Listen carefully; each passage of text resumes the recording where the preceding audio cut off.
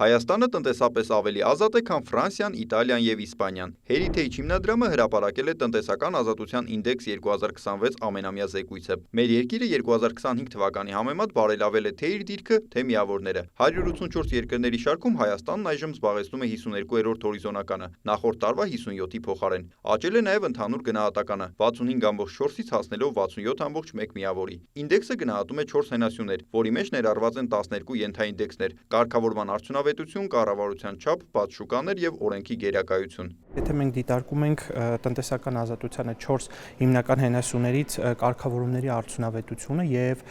շուկաների բացության ուղղությունները, այստեղ Հայաստանը ունի բավականին լավ առաջընթաց։ Սա հիմնականում պայմանավորված է Հայաստանի կողմից վարվող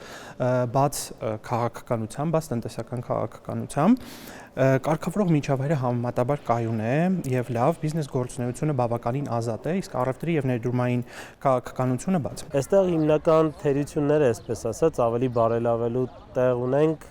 իրավական առումով, դա սեփականության, պաշտպանության, դատական համակարգի, կոռուպցիոն համակարգերի դեմ պայքարի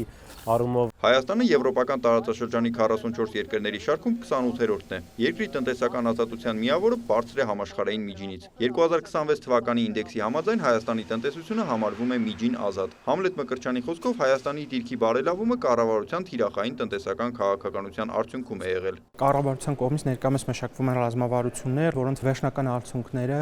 համադրվում են միջազգային զեկույցներում արկա ցուցանիշների հետ, որոնց բարելավման շնորհիվ Հայաստանի դիրքը նույնպես կբարելավի, եւ այս համատեքստում այո թիրախավորված են մի քանի միջազգային զեկույցներ, այդ թվում նաեւ սույն զեկույցը, իրականացվող քաղաքականություններ եւ պլանավորվող քաղաքականություններ միտված են ելնելու այս դիրքի Հայաստանի դիրքի ել ավելի բարելավման։ Իհարկե այստեղ կա մեծ պոտենցիալ եւ մեծ աշխատանք անելու տեղ։ Հարևան երկրներից Հայաստանն առաջ է Իրանից, Թուրքիայից եւ Ադրբեջանից։ Հայաստանի դիրքը վկայում է, թե որքանով է երկիրը նախընտրելի տնտեսական գործունեություն իրականացնողների համար, կարծում է փորձագետը։ Այստեղ դրական հանգամանքերը են, որ մեր մոտ կա որոշակի դիրքերի բարելավում եւ եթե COVID-ից սկսած երևի աշխարհում բոլոր երկրների մոտ այդ ցուցանիշները վատացել էին պայմանավորված տարբեր կարգավորման համակարգերի ներդրմամբ կամ կիրառմամբ, մեր մոտ որոշակիորեն արդեն սկսել է, այսպես ասած, բարելավման շրջանը եւ հետեւաբար նաեւ բիզնեսի արտարերկրյա ներդրողների կամ գործունեություն իրականացնողների համար Հայաստանը կարելի է դիտարկել որոշակիորեն միջինից ավելի բարձր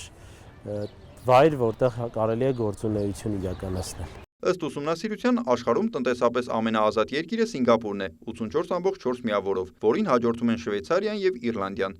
Նիկոլայ Ավետիսյան, Սեյրան Անտոնյան, լուրեր։